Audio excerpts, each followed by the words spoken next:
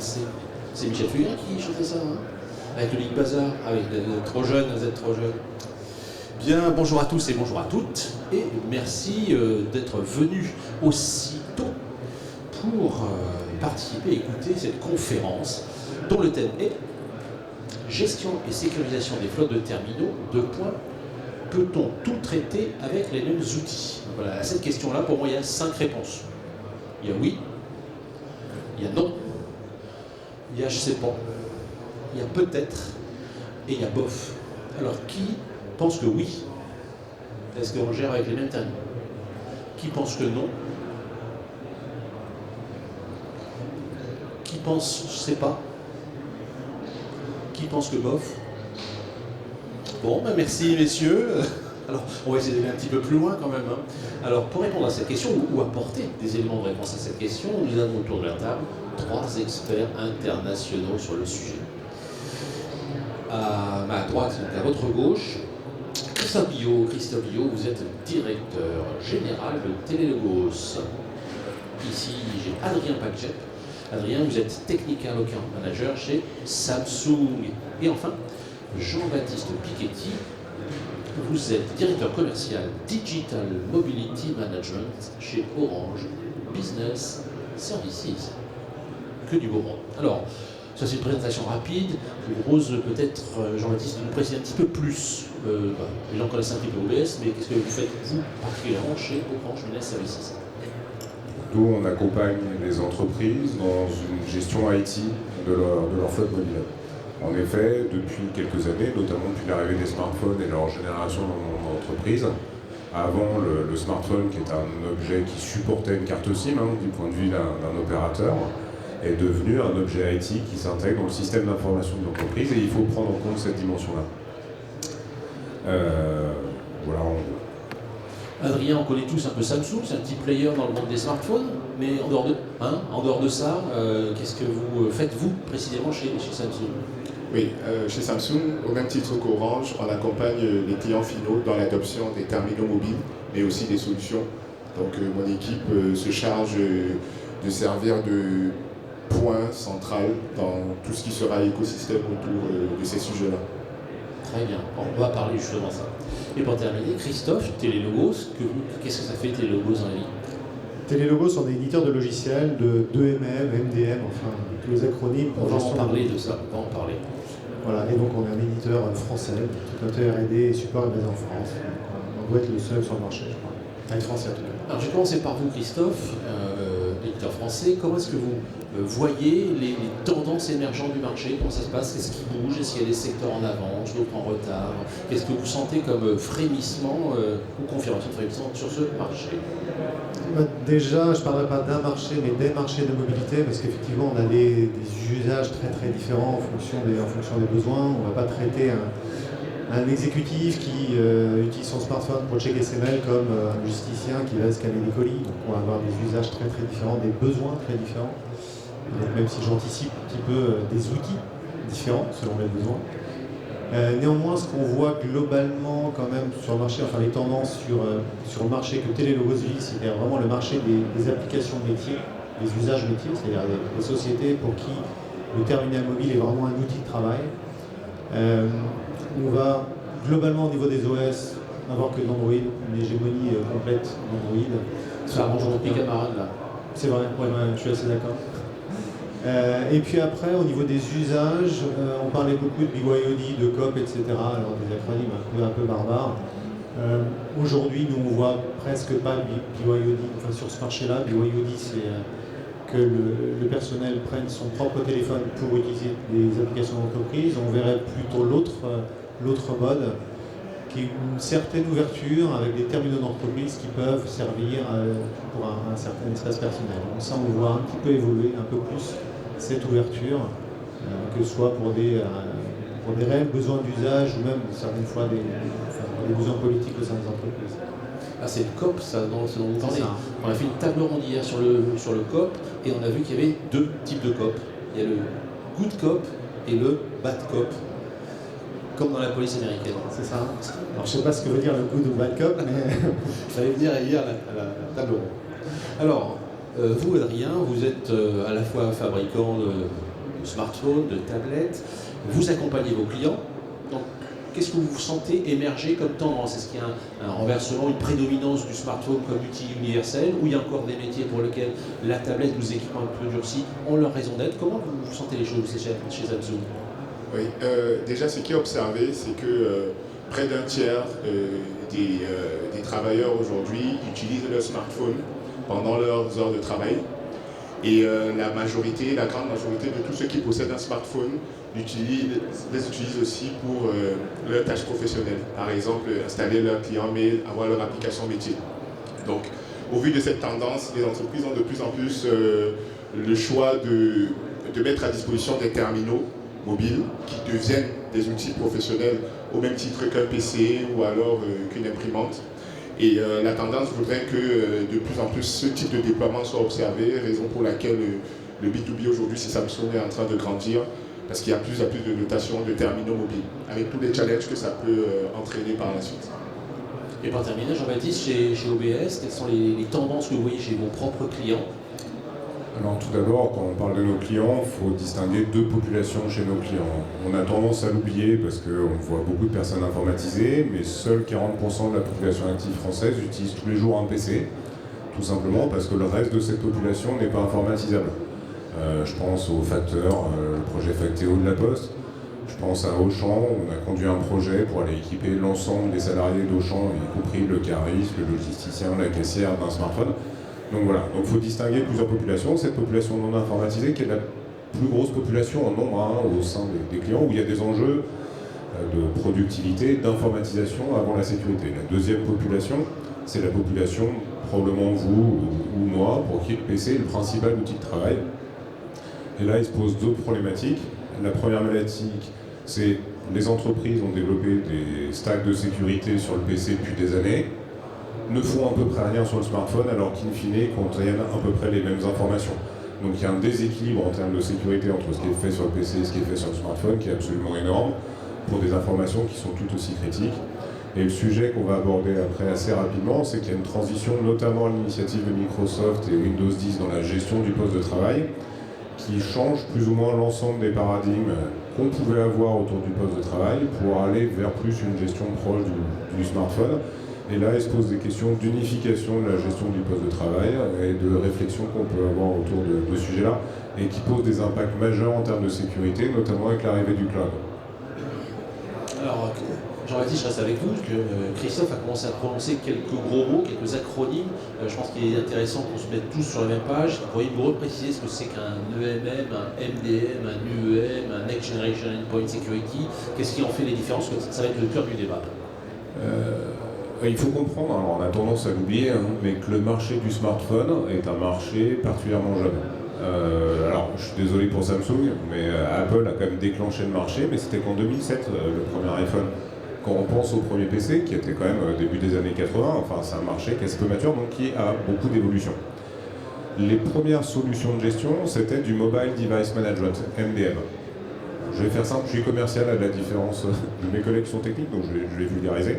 C'est piloter à distance le menu paramètres de votre téléphone. C'était la base, être capable de faire un inventaire et de contrôler le téléphone.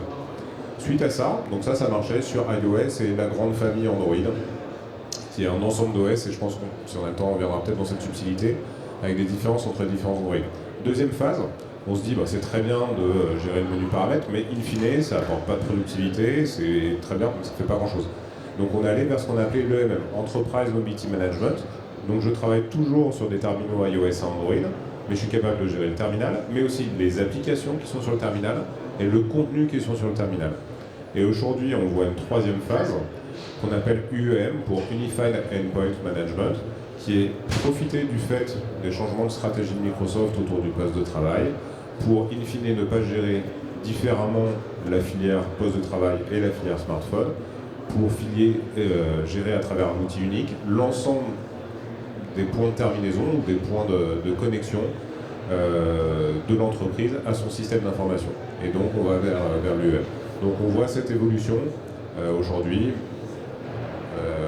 sur ce point-là. Merci, c'était très clair. Je pense que c'était intéressant, important qu'on remette les pendules à l'heure. Le thème de la conférence, c'est gestion et sécurisation des flottes de terminaux. Donc pareil, on va rester dans l'analyse lexicale. Ça veut dire que gestion et sécurisation, c'est pas la même chose. Donc Adrien, qu'est-ce que vous comprenez dans le mot gestion? Qu'est-ce qu'on attend d'un outil de gestion des terminaux? Ce qu'on attend d'un outil de gestion de terminaux, c'est premièrement qu'il puisse répondre aux attentes de l'entreprise. Et à ce moment-là, on se rend compte que les attentes sont diverses. Pourquoi? Parce qu'on partira déjà de la préparation des terminaux. Aujourd'hui, la dotation se fait dans de très grosses boîtes qui ont beaucoup d'employés. Du coup, ça peut devenir chronophage. Et à ce moment-là, on est dans l'obligation de mettre en place des outils qui pourraient aider à la préparation des terminaux.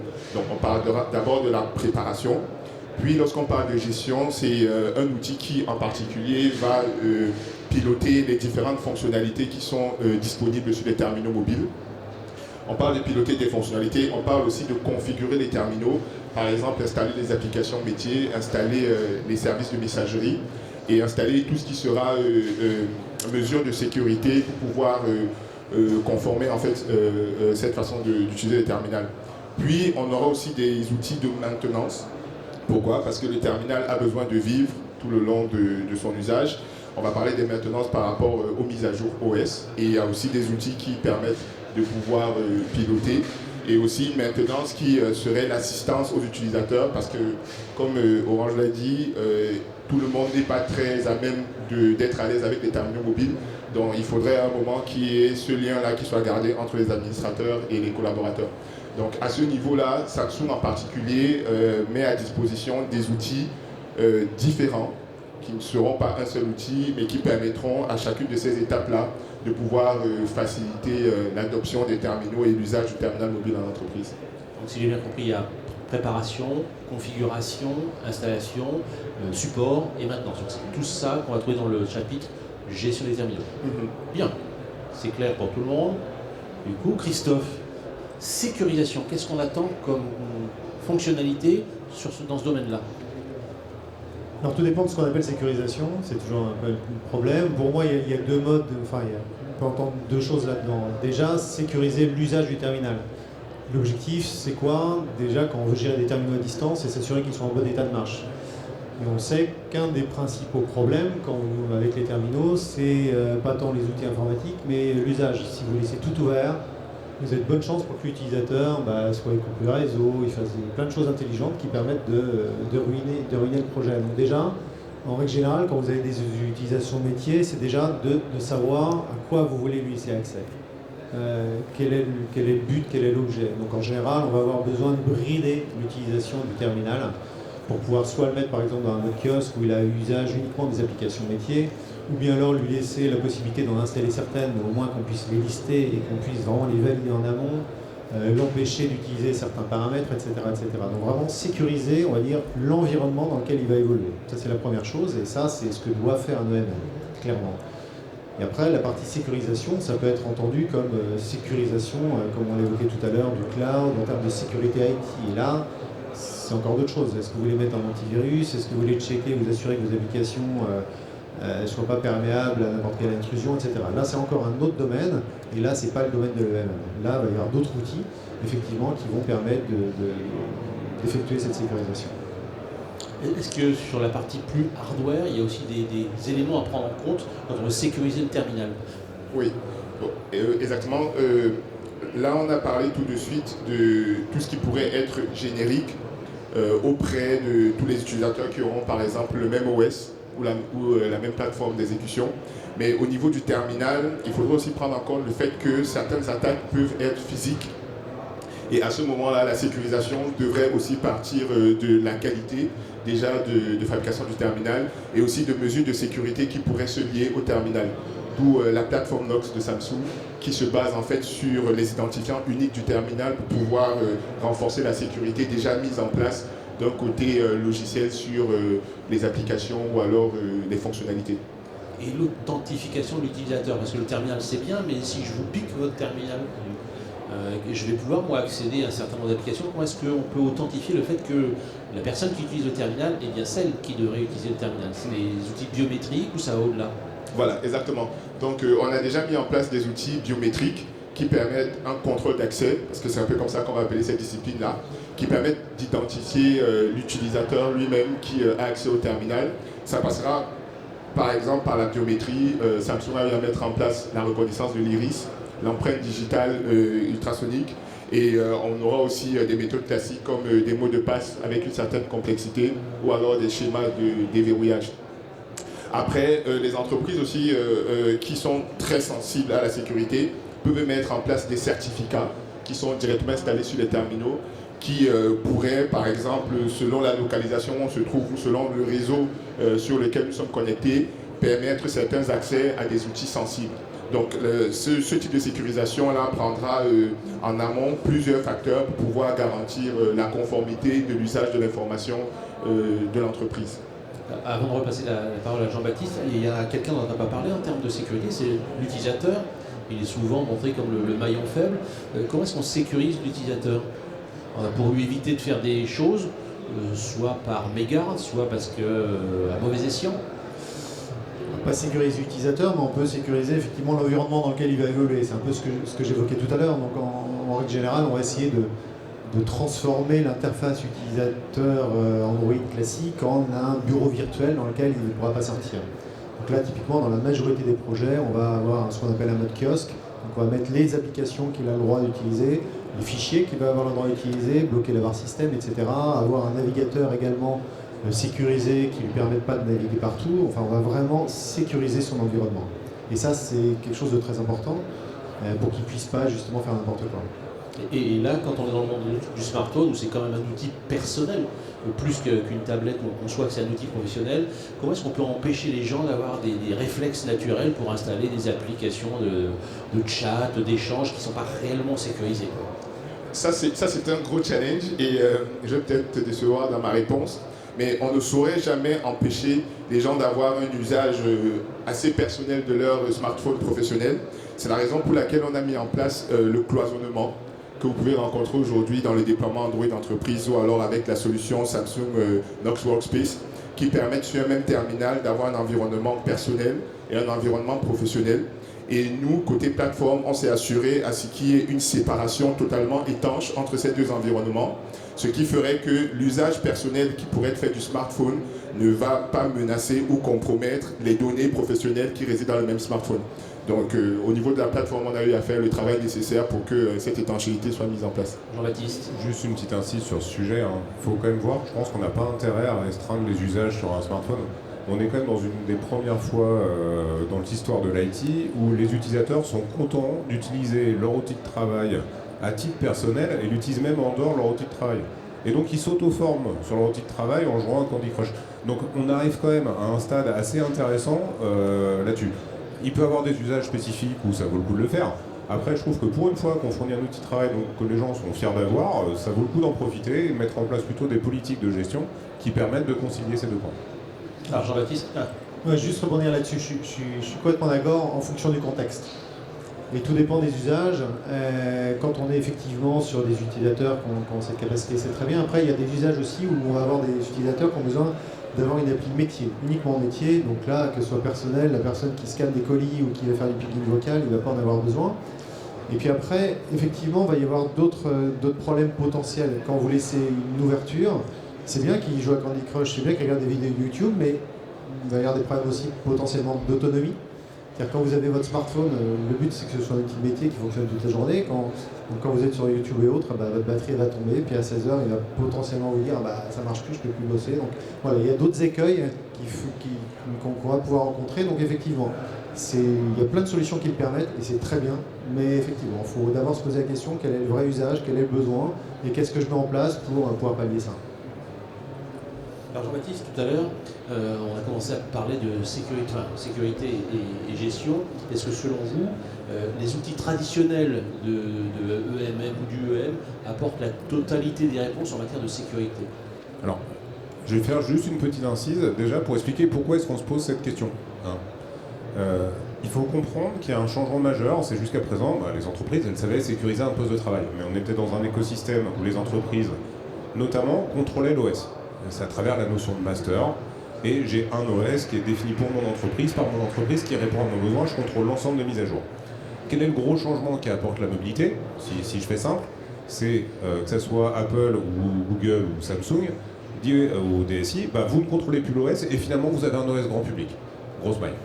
La manière de le gérer va être l'élément de sécurisation de l'OS et c'est pas c'est pas l'OS en lui-même que je vais définir pour le faire. Donc en gros, les DSI n'ont plus de contrôle de l'OS à la différence de ce qu'il y avait dans le monde du poste de travail traditionnel.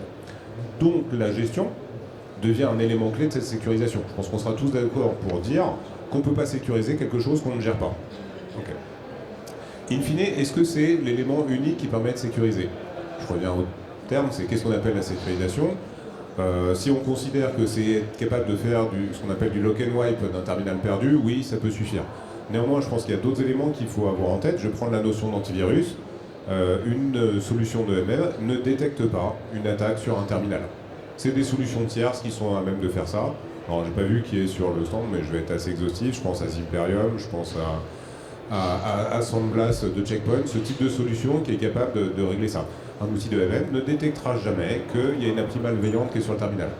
Deuxième chose, on voit à travers ce mouvement, au-delà de la perte de contrôle de l'OS, il y a un deuxième mouvement, et ça fera lien avec la question d'après, qui est une transformation des applis qui étaient dans mes data centers vers des applications cloud. Donc je perds aussi l'hébergement de mes données, etc. Donc il y a un deuxième point qui est assez important, c'est la sécurisation des accès à mes services cloud sur ce type de sujet, pour garantir que les terminaux qui se connectent à mon service cloud, prenons Office 365 ou G Suite, respectent bien les règles de conformité que j'ai définies en termes de politique de sécurité. Donc il y a plein de niveaux de sécurisation. Le dernier point, c'est que je pense qu'il est utopique de dire que Mobile Iron, AirWatch, Telelogos sont des solutions pour gérer une flotte mobile. Ça ne veut rien dire. Le système est suffisamment complexe pour que, en fait, gérer une flotte mobile, c'est bien l'interaction entre un terminal et une solution de gestion.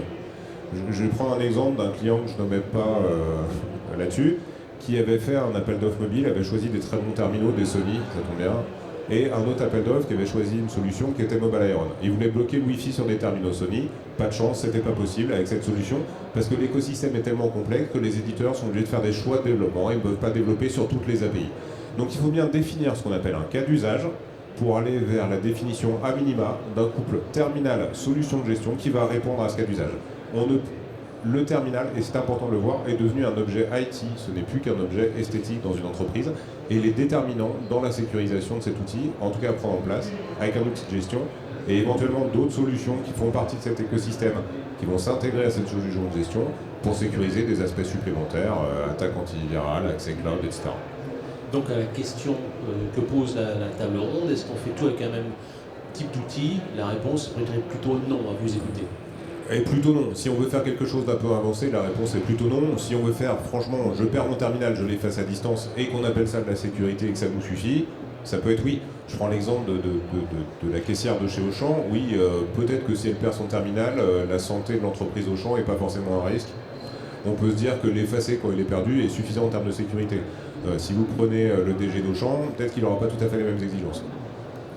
Alors, à la question, même question, est-ce que la réponse est plutôt oui, plutôt non, plutôt les deux, côté Samsung? Quel est votre avis? Oui, côté Samsung, la réponse sera aussi non. Et en plus de ce qui a été décrit par Orange, l'idée ici aussi serait de sécuriser la plateforme. Et ici, je vais plus pencher l'accent sur les constructeurs, sachant que si vous avez une solution qui sécurise en général Android ou alors Windows, on a aussi le fabricant qui va rajouter ses composants, qui va rajouter son expérience utilisateur et à ce moment-là, il va falloir aussi sécuriser en particulier tous ces ajouts qui se font sur les plateformes communes. Donc à ce moment-là, certes, on pourra avoir un MDM qui pourrait être un outil de gestion qui pourra apporter une partie de sécurité, mais on aura aussi besoin d'avoir des outils spécifiques aux constructeurs qui adresseront ce que les constructeurs ont eu ajouté dans tous ces systèmes-là. Par exemple, aujourd'hui, Samsung a mis en place la plateforme Knox au-dessus d'Android sur ses terminaux. Et à ce moment-là, on a eu l'obligation de mettre à disposition un SDK qui pourrait piloter comment est-ce que ce Knox-là fonctionne. Et certes, certaines solutions EMM font l'effort de développer certaines fonctionnalités de la plateforme Knox, mais nous avons aussi des outils propres qui vont le plus loin possible dans la sécurisation de ce qui est particulier au constructeur. Donc c'est ce que j'ajouterais au fait que la sécurisation aussi passerait par plusieurs disciplines et par le niveau sur lequel l'entreprise se situe dans son besoin de sécuriser. Bon, Christophe, on a déjà 2 réponses, plutôt non. Qu'est-ce que dit Télélogos? Vous vous ralliez au chant des sirènes ou vous avez une autre approche? Non, je dirais également non, mais c'est-à-dire je n'irai pas forcément aussi loin que ce que tu évoquais tout à l'heure avec une spécificité par terminal, par marque. Effectivement, il y a des spécificités selon les terminaux. Après, il y a effectivement aussi des possibilités pour nous, éditeurs de MM, d'aller travailler sur des SDK, que ce soit de Samsung, de Zebra, etc. Parce qu'effectivement, il y a des choses spécifiques. Donc on a cette possibilité-là sur Android, sur tous les fabricants de terminaux, d'aller loin dans cette gestion. Donc on a cette possibilité-là. Après, par contre, c'est ce qu'on évoquait tout à l'heure, de dire je vais rationaliser, je vais avoir un outil pour tous mes terminaux, que ce soit mes entre guillemets VIP col blanc jusqu'au picking logistique. Non, là c'est clair, ce sont des usages complètement différents et vous n'allez pas pouvoir bien traiter tous ces sujets. Donc vous avez l'impression de gagner du temps et de l'argent en rationalisant en ayant un seul outil, mais vous allez faire tout de manière un peu moyenne. C'est le principe du couteau suisse, hein. Vous faites tout un petit peu, mais pas bien. Donc il faut sans doute avoir plusieurs outils. Et puis après, il y a un sujet qu'on n'a pas évoqué aussi, c'est là, on n'est plus dans la partie utilisateur, mais la partie équipe informatique. Aujourd'hui, vous allez avoir des services informatiques qui vont gérer ces équipements et ces outils de MM. Et la problématique, c'est que ces équipes informatiques, en général, elles sont de moins en moins nombreuses. Il y a des grandes multinationales qui vont avoir une équipe de 10 personnes, 24/7 pour faire que de MM, mais c'est quand même rare. Donc en général, les clients, ils vont avoir plusieurs centaines de terminaux, quelques milliers, et puis des gens qui utilisent de temps en temps le MM, mais qui ne font pas que ça. Donc il faut avoir des outils également très simples. Donc si vous avez un mastodonte qui est censé gérer